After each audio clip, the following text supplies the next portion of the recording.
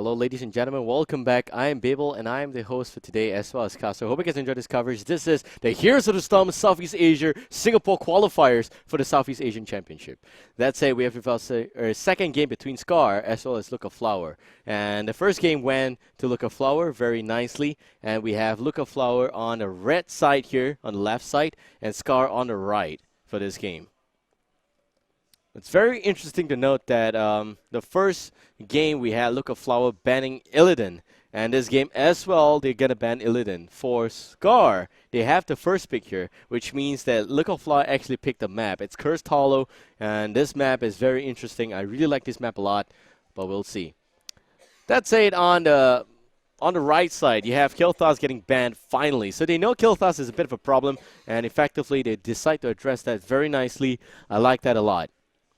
On LAF's side, you can see Sylvanas and Brightwing getting picked up yet again. Sylvanas is also one of the more consistent specialists, having the ability to push very quickly as well. And in this map, if you get the Curse and Sylvanas pushing, you have a lot of trouble here because she's got very good skills to clear minions very quickly. For Brightwing, Brightwing's just very good at stealing bosses, right? So having Brightwing on your team really helps you a lot to zone out the enemy, to make sure that your Brightwing is able to set up specific fights. Also in Cursed Hollow, you get a lot of choke points, a lot of crooks and crannies that I'm expecting heroes like Sylvanas, like Brightwing will be able to hold good advantage of. But speaking of that, those extra choking points as well as crooks and crannies will also work in favor for Jaina. So Scar picking Jaina is really good. Anubarak as well. Those choke points is where Anubarak wants to take a 2 to 3 man impale or even the extra burrow strike there. That's all those stuff that really helps the team to land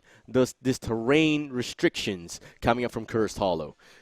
Now if you look at that, you will also realize that LAF now has got 2 picks. It is actually going to be Uther. Uther has got clans. Uther can really address the Brightwing. So Uther has also got the Divine Shield, clans, and I think that Uther is really good in this map. I will not be surprised if Uther goes to Divine Shield, but if he does go for Divine Storm, that's a little bit outdated, but still should be able to work in this map, because if they want to go full CC, you can see that Jaina has got substantial damage, Anubarak has got those stun, and Uther with that extra stun, it might just be a stun lock composition from Scar. LAF right now needs a tank. They need to decide if they still want to go with the dual tank strategy that works so well, but they no longer have Anubarak. So in replacement for Anubarak, it could be the ETC, but he's purely just CC. It could also be the T-Rail. It really depends on what's going to come up from LAF side. Muradin is standard staple. I think Feline plays a very standard Muradin. I would love to see him go for third win, because third win's where you get extra heals, and Muradin gets so tanky, he just needs to go in and out, get everyone on level 20. I like that a lot. But Muradin in this instance should actually have a partner. I'm thinking that it could be T-Rail. T-Rail's also very strong in terms of tanking. Diablo's not so favored, as you can see. Diablo without the unstoppable extra effect on his Shadow Charge and his Overpower, it's actually very easily addressed. Zagara's going to be fine. So this is actually going to be a specialist push lineup from LAF. Scar on the flip side has got 2 extra picks here. It could be damage dealers. I'm thinking that it should effectively be an extra support as well. I'm thinking Malfurion's pretty good. Well, just a point to note, guys, Vala is still not picked. Vala, guess what? Ring of Vengeance. Fantastic follow-up for this map here. I'm thinking LAF is thinking about that Vala, but Scar has got a few options here, and they need to have more damage. It's very clear for that. Against a team that really has got 2 specialists that can really push, having that extra tank, or rather damage, helps them go towards a little bit more focused in position in a team fight. You really want to make sure that you get tributes, and this is where Cursed Hollow is not really a split push map, because Cursed Hollow is where you have to fight for tribute, you have to fight for the curse, and that's where you have moments in which 1 tribute spawns at a time, and 5v5 team fight is strong and needed. So Specialist may be important, but it's not as important as it is on the Garden of Terror map, where, you don't really need engagements. You just need to push, and the game's done. Cursed Hollow, different story. For Scar, we're going to have Felstad, Tyrande. So Felstad, Tyrande offers a lot more to this lineup here. Tyrande with the Hunter's Mark is going to be able to just destroy your armor, makes Muradin very squishy. Feldstad has got two possible heroic talents. It's either going to be the Hinterland Blast that could effectively take down most people there, but it's going to be Lost Vikings from LAF, and Lost Vikings from LAF means that this is going to be a complete split push, soak lane, soak EXP, don't recognize what's going on after the two tributes, and you realize they're level 10 and you're not, kind of a game. Okay, for this kind of a game, LAF has got substantial combos. They have also got Zagara on Devouring Maw. They have also got the Longbow Raid. They could also play Again. I don't really see Play Again as being valid, but we'll see. That's it. Sylvanas has got substantial push as well. This is really soak and push. For Scar, they really need a team fight, so we're going to see who's going to play on whose court right now. It could be a split push strategy from Scar as well. We don't know, but I know that Scar needs to force team fight. LAF needs to avoid team fight. Get that curse, get that EXP, get that extra level 10, push the hell out of Scar, and make sure that Scar gets scarred for life.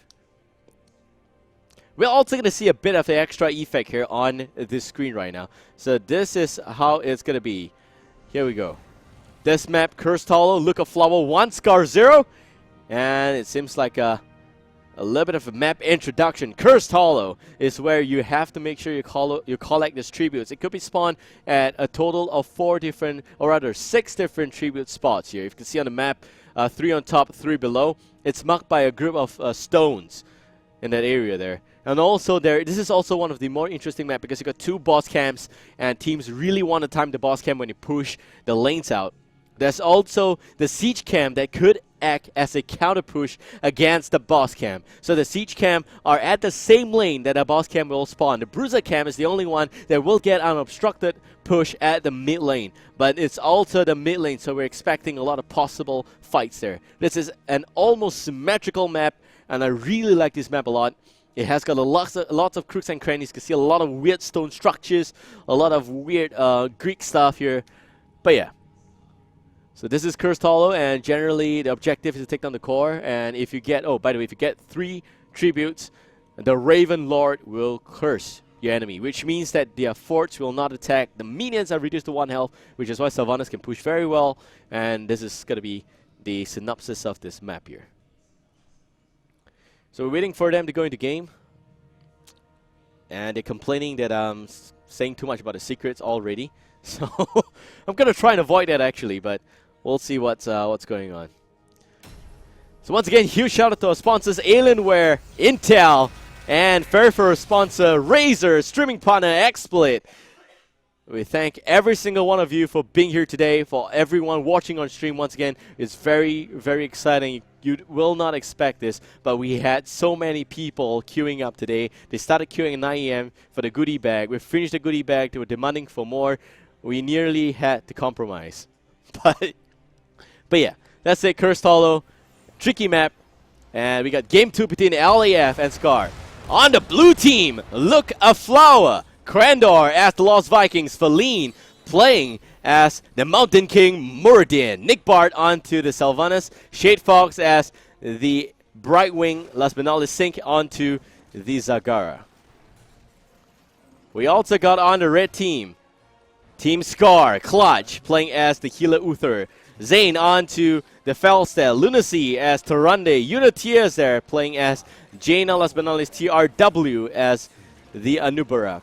I really want a third game. We'll see what happens here. 1-0 so far in favor for LAF. The Sentinel will spot out Shade Fox. She doesn't have a pony. It's really sad story. But I don't know what else you can do for Brightwing. I mean, Brightwing's a really irritating voice pack that I really don't like to elaborate. It just goes, friends. I don't want to be friends. But yeah. So 30 seconds and counting. It seems like the game has started. And no comment on this particular laning strategy. But we're going to have 4 members of the blue team pushing the top lane. This is, like I said, aggressive soak lane, push lane strategy. Red team needs to realize this. Crandor gets stunned. Clutch follows up another one. It seems like we're going to lose Belloc real soon. Yep, we lose Belloc. TRW, great impale there. Slight EXP. Guys, in case you haven't realized, if you kill a Viking, it's only a quarter of a kill. It's 0.25. They don't even count as 1. So that's the amount of EXP you're also going to get. Zane struggling to defend the top lane. Jaina soaking out the mid. Olaf is here as well. Olaf is a Viking. Belok is a Viking. As well as Eric. They're all Vikings. They're all mean. They're really scary. We'll see what Krendor will do with them here in this game. In under 1 minute and 20 seconds, record time, we got the blue team, LEF knocking down the tower and gate for the top lane. Sync now going for a world record breaking time of taking down the fort as well. Feline's going to help her for that. And Shade Fox as well. You're going to see Hammerang getting thrown up by Zane. But he needs help, man. And no one's coming just yet.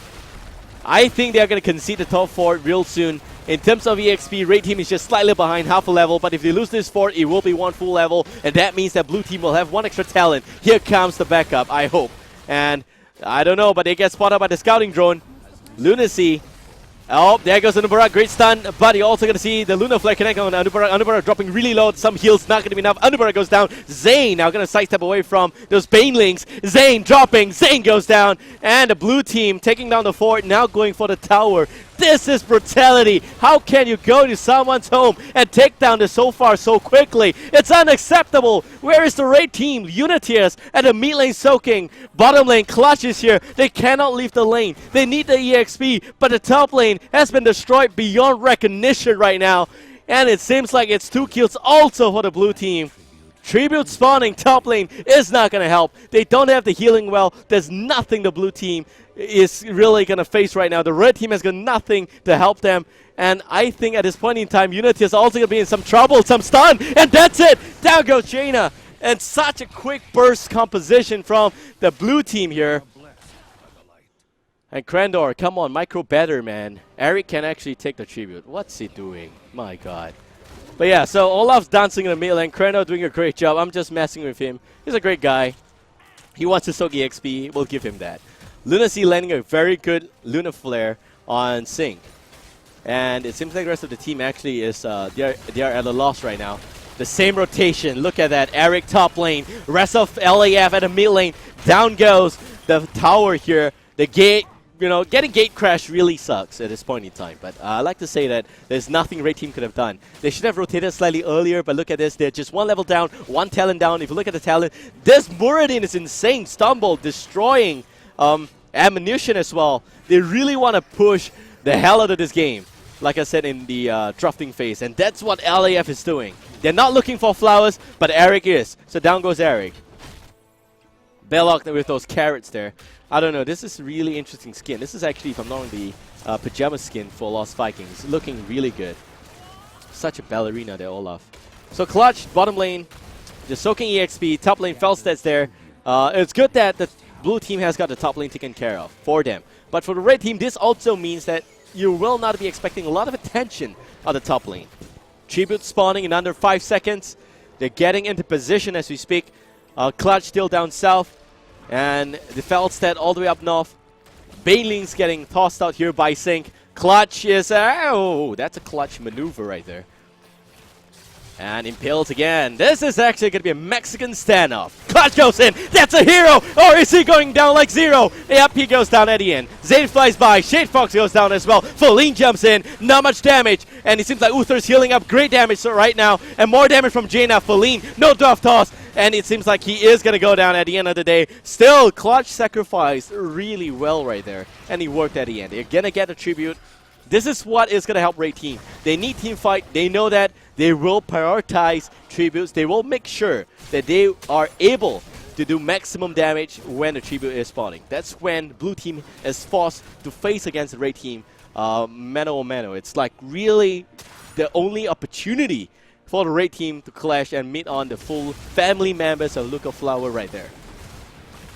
Mid lane push coming from the red team right now. 9.5 levels for the blue team. They're just very close to the heroic talents. If you look at the talent build so far, there are Mules, there are Hammerangs, GP up on Felstad, and a very interesting weird build from Jaina. It's actually a little bit of everything, so that's tricky. That said, it's actually going to be a bit of extra utility for Nubarak. Not a full-on build that we all have come to love, but that's fine. And for the blue team, seems like it's pretty standard again. They're going to get level 10 for the next fight here. This is a fight that, Scar needs to avoid. They really cannot go in for this fight. They have heroics, you don't. If they pick this fight, they win it somehow, we are back on even playing field. But if they lose this fight, then it's going to be history. But look at it. Oh my god. And they get a tribute! What a steal from Zane. Great positioning. Sing dropping. A Willing Arrow. This is where you should run, guys. No, don't fight. Krendor blocking out the behind. Krendor so fat right there. A two-man stun. Luna Flare not connecting. Lunacy pulling back. Clutch with some holy divine radiance there. Not going to get anything done at the end of the day. They're still near level 10. They don't have that. But guess what? It is still a good payout for them. They get the extra tribute. And it's now 1-2. So blue team lost their level 10 advantage. They pick off 1 kill. I would say that fight absolutely went in favor for the red team. The next tribute is going to be interesting. They're both on level 10. Blue team doesn't have any advantage right now. The slight 1 level extra stat boost is not going to help them. Red team can take this fight. They should take this fight. If they do and they win, it's instant curse. If they don't, and oh my god, what is Felstead doing? He's getting some extra shield right now, but the blue team is chasing his down to about 10%, 5% even. They cannot take this fight without Felstead. Sentinel buying some time. Devouring more on 3. Where's the backup? Sing is there already. Krendor as the Lost Viking goes down. The longboat unit here goes down, and it seems like Lunacy also going to heal him up a little bit, but he's going to survive. Surprisingly, Lunacy dropping some extra heals again. Only 1 casualty. What a steal for the red team. They were able to walk away from that fight with only 1 man down. It's really Krendor's fault. I'm just joking. Great gameplay by the red team. They were able to make sure that they minimize casualties. Shade Fox will get a tribute at the end of the day. Feldstad's not very good at stopping people from getting what they want. But yeah, 6 kills is to 2.5, level 12 on the blue, level 11 on red, close game so far, 1 level down, but I think that it's still okay. What the blue team needs right now is to get level 13 before the next tribute. It's going to be tight. It's just about a minute plus more. I don't think they can do it, but they got the Lost Vikings, and Krendor has been known to really astound people. So we'll see what's going to happen right here, right now. Siege Camp getting picked up, Lost Viking a little lost as usual, but top lane you can see the red team pushing as much as they can. And the tower is still standing. I don't really understand how, but maybe the mule is the main reason. 12.5 for the blue. They really need... Oh, maybe they're going to get it. Zane dropping again. Zane is just phenomenal in avoiding deaths. He's been so close. He's been caught out for so many times, but just, doesn't want to die. Tribute's going to spawn. Again, this means no advantage for either teams. It's only some extra stats on the blue. LAF really needs this tribute to surge ahead. But what cost are they going to pay? That is the main question. Lunacy with some heals there from Uther. And it seems like we're also going to see a Starfall a little bit premature, but a 2-man stun, and also going to see some Emerald Wing coming out. But you can see that the Water Element are going to do some damage, and a bit of a problem. The Silence and Devouring Maw collapsing on each other. Hinterland Blast erases Sylvanas quickly. Clutch dropping some heals by Clutch. Again, Clutch dying. Feline going ham. Uniteers falling back. Felstad goes down. Some extra damage coming up from the blue. And Lost Vikings. Sufficient damage has been done. 3 still alive. The red team actually has got some advantage right here, right now. But they just lost it. Down goes the the Uther. Unfortunately, the Uther, that was actually, I think, his ghost mode there. Due to his devotion trait. That's fine. The red team will get cursed. And at this point in time, it's really looking bad for the red. That said, they're going to lose the meat for it. I will not be surprised if the blue team is going to have this lead for the next few minutes of this game.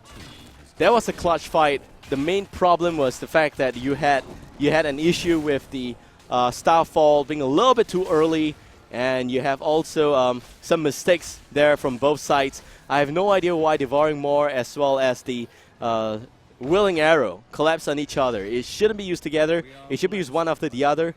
And normally Devouring Maw has to go first.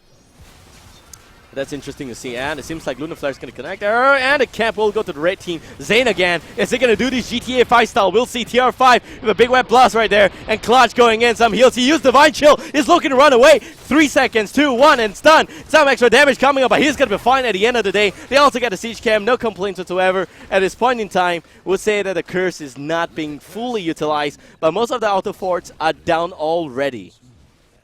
The gate's also down for the top lane. I'm really happy with that. What I like to see is a little bit more extra push on the top lane. But that's it. 9 kills is to 5.5. No complaints right now. We'll see what's the next step here for the red team. They're now on even playing field. They need to clash as much as possible. They need to win those clashes as much as possible. It's the only time possible that they can make sure that they get on level playing field again. It's so important. By the way, Lunacy just missed the Lunar Flare. I'm sure he doesn't want me to say that, but I'm just going to say it. The boss getting challenged, and the blue team finds that out right now. TRW with a 3-man stun, 4 maybe, but he's dropping so low, goes down at the end. Clutch getting some heals right now, but that's not going to be enough. Devarmark going to connect again, it collapsed. The Willing Arrow at the same time. Unitius is not going to get silenced once he comes out, and that's the problem. Krendor on a longbow raid, trying to kill Clutch, but not going to get it off. He's going to respawn as the Lost Viking, and 2 men down on the red, and none down on the blue. They will get the boss, I think, pretty easily if they so decide to do that.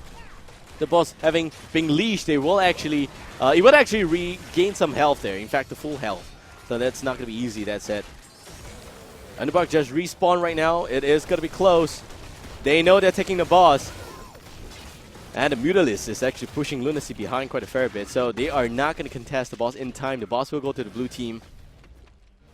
This is where the blue team will want to start the boss rotations. You want to go for the camps, do the camps, get the EXP, soak the lanes. Lost Viking shouldn't be sticking as a 3 so much. But yeah, we'll see that. Meanwhile, on the red team, 5.5 kills, pretty okay. They just need to clash. They need to win clashes, not just clash. And I hope that they know what they're doing, because most of the heroics are down and on cooldown right now. The boss is pushing the top lane. They have to take the boss down. And that's exactly what the blue team wants to do. They want to make sure that the red team is busy defending rather than clashing, because that's where they're going to get the extra talent level 16 like right now. And this is where they're going to have extra advantage going to the next fight. This is where Cursed Hollow is a little bit more snowbally than I like. It is really about rotation. The moment you know someone's going for a boss camp, you need to go for your own boss camp. It's all about strategizing that particular moment for this game. Tribute's going to spawn. If the red gets it, it's going to be the first curse for them. If the blue gets it, it is going to be 1 out of 3 for the second curse. And LAF on the blue right now has got 1 game up. If they do win this one, they will go on to the next round. Being a single elimination bracket means that Scar is going to get eliminated if they do lose this game here. Nick Bart channeling up, and hammering a little bit too short there, unfortunately. Shot jack. And TRW goes in, great stun. But a bit of a pullback from Nick Bart denied that. Here also is the Devouring Maw. Krendor waiting for that. Lost Vikings. Longbow not used just yet. Clutch dropping. And there goes the Longbow raid. And Zane now dropping a little bit too much here. But it's just pushing back. Lunacy goes down first. Krendor going for more. Clutch pulling back as well. TRW is also having to pull back. Krendor did a great job boxing out the damage dealers. And I think that full credit should go to him there. Shade Fox channeling up the tribute. Red team's not able to win that fight here. This is where they need to soak, because when you are not 16, you need to soak to 16. There is a 4-level gap. And in this 4-level gap is where you try your best to get a 16 and clash, because that's the maximum benefit for the team that's behind. You want to make sure you get 16, you clash. You want to make sure you get 20 about the same time as your enemy. And to do that, you need to get 16 first, like right now, and then you clash and win clashes. You don't clash when you're 1 talent down. It's not really good for them. That said, Impel being used in the mid lane. And TRW is really just pushing the lane as much as he can. And right now the fort count is 6 forts still up for the blue team. In fact, well, minimal damage. Minimal damage on all of these forts. The bottom lane has got the towers erased, but that's not a big deal. And it seems like Tarande is actually going to stroll right in here to the center point. And Sync is also just defending this area. 15 minutes in, we're looking at, well, they're just waiting for the tribute right now. They are just waiting and soaking. I think that because they pushed the lane out so much, they cannot soak as efficiently as they wanted to, which is why the blue team is having a bit of a disadvantage if you think about it. They really need to make sure that they get substantial positioning. They want to make sure that they are able to get those EXP to level 20 as soon as they can. And Unity is taking out as much of this Crypt Humor as he can. This tribute, red team can take the fight. It is 16 against 18. A minimal difference here between the teams. And they have got a level 16 talent, which looks like a True Shot, Numbling Blast, Blood for Blood, Gathering Radiance. The stun, well, the builds really work against Muradin. Starfall, great timing, but where's the damage? Here comes Anubarak, and there goes 2 on Devouring Maw as well. And you have also Krendor leaping for joy there, but that's it, it's not being effective. The Whirling Arrow connects only on 1, a little bit premature detonation coming out. And you can see everyone now going in and securing. This is the team fight we've been waiting to see. Krendor up on Longboat, but not doing enough. Clutch channeling up the Tribute, and it's going to be a curse. But what can a Red team do right now? Most of the heroics are on cooldown. They have only got to worry about 1 coming out from the blue team, and for the Red team they've got 2. So it still is fine. I think that they should really push the luck here. Try and take down the fort, try and take down the tower as much as you can, and that's going to be good. The bottom lane is taken care of by the Siege Camp. Really nice timing by Scar to do just that. And you can see that LAF is just throwing down to defend that area as much as he can, or rather they can. Top lane fort is gone. There's still 35 seconds up on the curse.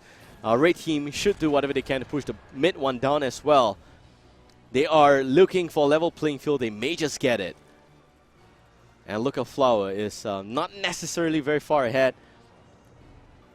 Really, this is the downfall of pushing too fast. They're not able to soak lane as efficiently, as effectively, and that's why they're not able to get that extra lead that they had when they are at level 17. They lose 1 team fight, and it's level playing field already. Sentinel is out. That's an interesting spot to use Sentinel. Now they know they're there. There goes Impel on 2. That's it. More coming in. Also the silence on 1 just yet. Hinterland Blast getting disconnected, or rather getting pushed back there by Emerald Wind from the Bright Wing. And all 5 still alive somehow. Everyone's still alive somehow. They're not going to get pushed as much as they can. That said, the red team efficiently defending the boss camp here. But Singh comes in looking for more. They still have the longbow right now. Krana goes in. And there goes the silence. And that's it. It's not going to be enough. Singh now going to do some damage on Anubarak. Anubarak goes down. Hinterland Blast on 2. And Zane dropping. Zane goes down. Krendor sweeps up the rest. Jaina's all that's left. Unity is in a lot of trouble. We talked about winning team fights. This is not it. Scar going down. Pops the ice shield. Ice block, sorry. And he's also not going to be enough at the end of the day. So now blue team way ahead. They pick up this boss camp. They can push as much as possible. And I think it is crazy. Yes, Sync, we know you died. That's the red team having addressed themselves there crazily. I think all 5 members down is a problem. Now that blue team is at level 20, they have their extra heroic talent buff. And I have no idea how red team's going to try and hold the front. I think that the best way really is just to defend against the camps. They got camps pushing on the top and bottom.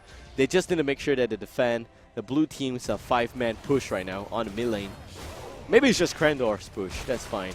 Torrania is going to respawn 1 level away from 20. This is going to be a struggle. Blue team seems to be giving them some space to breathe. They are not pushing on the lead that they had.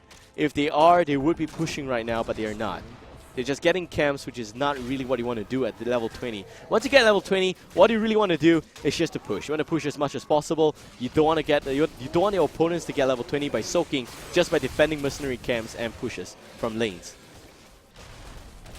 So the boss is going in, barely, Delta Dan on the core. The core shield still holding strong for Scar, and Scar is going to split themselves up to soak some more EXP.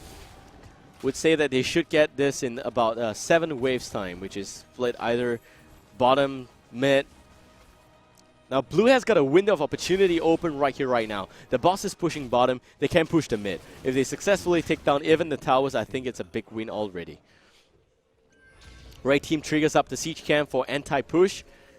And the boss is actually going to be pushing the bottom lane as much as he can. But the rest of the team is at the mid lane. This is where a distraction happens. The tribute's going to spawn.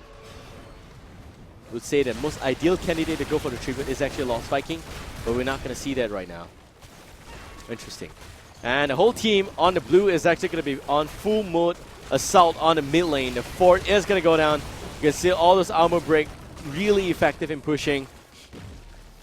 And the red team is just struggling to get a level 20. They're going to get it from 2 more waves, which I think the top lane is going to fulfill that requirement. We'll see. Yeah, it is possible. They also catch something here. Well, let's see who is this. This is Shade Fox. And Shade Fox is gone. Alright, so red team now effectively defending whatever they can. It's still 18 kills to 8.5. I think LAF has been very effective in pushing and getting as much kills as possible. And for the red team, they're just defending as much as they can. They're level 20 right now. And I think they've got a good position. They've got some good... they're in a pretty good position for a fight. They just need to make sure that they are able to win it. One of the key strategy in Here's the Storm is knowing when you're ahead. I think that blue team has given red team too much space to breathe beyond their level of comfort. And right now is where you're going to see that red team might just mount a comeback. And that's a little bit not so ideal for the blue team. But they can still win this game. They just need to make sure that they hold the front. They just draw out team fights. They got Brightwing.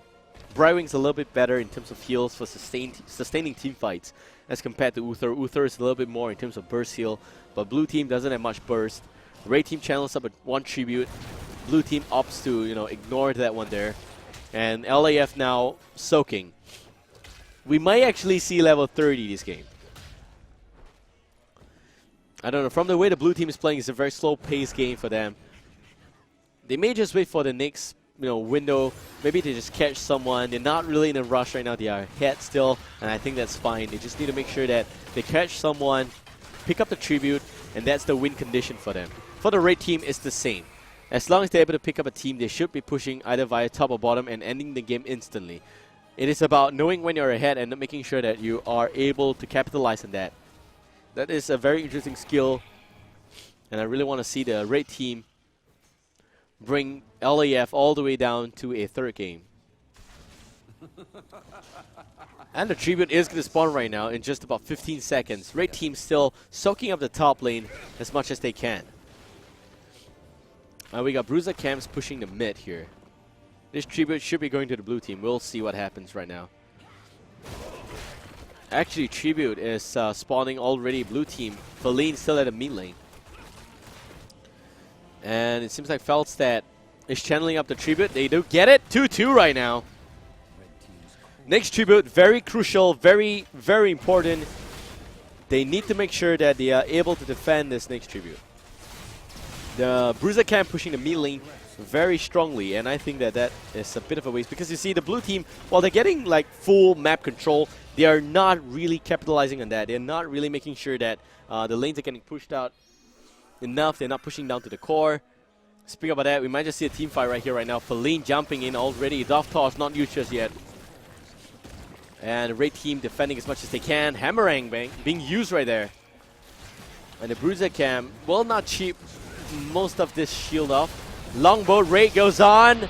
And again, the stacking of Devouring Maw and Silence, a bit of a problem. But Zane is going to go down. And Clutch effectively is also in a lot of trouble there. Krendor's longbow is going to expire. And Anubarak doesn't have the burst strike to draw away. And you can also see the Uniteers is just getting killed up. It may not be enough. Those shields being used. And the blue team may just go on. Red team Scar is in a lot of trouble right now. Clutch going in, buying some time. The car goes down. LAF goes on to the next round. Scar gets eliminated. What a long drawn game. 24 minutes in. And we have a winner at the end of this round. It's been a crazy slow game between LAF and Scar for this one, but I'd like to say that it's still okay. LAF knew that they were here, they were playing very safe, they were making sure that at least they're able to secure this victory, and it's very important. If you look at the chart here, siege damage, Lost Vikings leading ahead with 141,000 damage, and Jaina doing very good work in this game. My personal MVP actually goes out to Jaina. I think Uniteers did a great game here. Unfortunately, they're just not able to hold the front enough. And it is actually zoning problem. They were being caught off guard in the mid lane towards the last push there. And generally, you want to make sure that your Anubarak goes in deep enough and the Jaina is there to follow up. Often enough, Anubarak is actually in position, but the damage dealers being walled out by Muradin is a big problem. So huge props to Feline for doing a great job. That said, also shout out to Shade Fox for that great Emerald win and very interesting stuff. That's it. I hope you guys enjoyed this coverage. We'll be back again with the next round. We've got a total of 10 teams today in this qualifier round, and only 2 will go on to the Singapore finals. And I hear that there's been a lot of results already. I'm going to try and get myself updated, and I'll be back again for the next round real soon. The match is actually slated to start at about 1:30, so don't go anywhere. Stay right there. This is Babel. See you guys in a while.